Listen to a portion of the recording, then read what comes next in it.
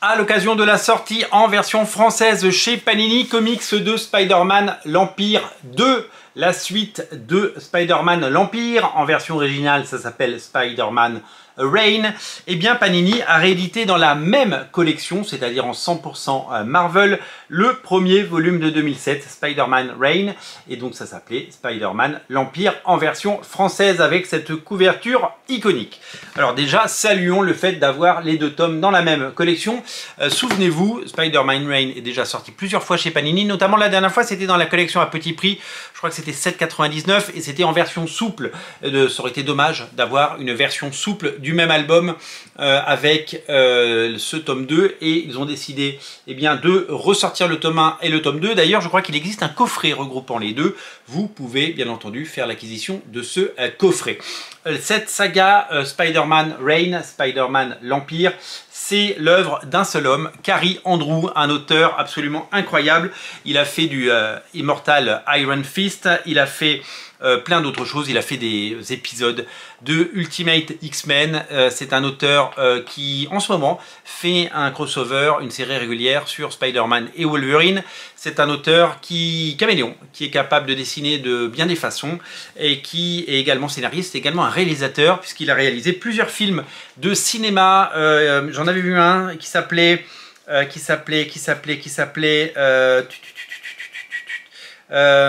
il s'appelait, c'était pas Cabin Fever, Altitude, et Cabin Fever également, Patient Zéro, qui était la suite d'un autre film. Donc je crois qu'il a fait 3 films au total, donc cinéaste, dessinateur, scénariste, il a tous les talents. Dans le premier volume qui date de 2007, rendez-vous compte, on nous présentait ça un peu comme le Dark Knight de Spider-Man, une version sombre et futuriste, avec un Spider-Man vieillissant, un petit peu comme dans la tradition de tout ce qu'on a pu lire depuis toutes ces années. Vous le savez, il y a eu des choses comme Old Man Logan, il y a un Daredevil en ce moment en cours de publication qui s'appelait Cold Day in Hell, et puis il y a eu les The End, vous souvenez-vous, il y avait Daredevil The End.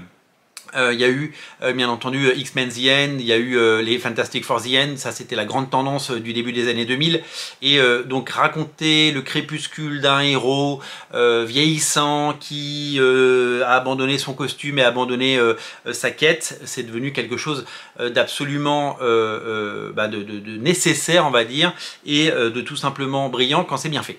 Old Man Logan est bien fait, le fabuleux Cold Day in Hell de Daredevil en ce moment par Charles Soule et Steve McNiven est de toute beauté, et donc c'est vraiment et véritablement pour certains des vraies réussites, et celui-là en était une.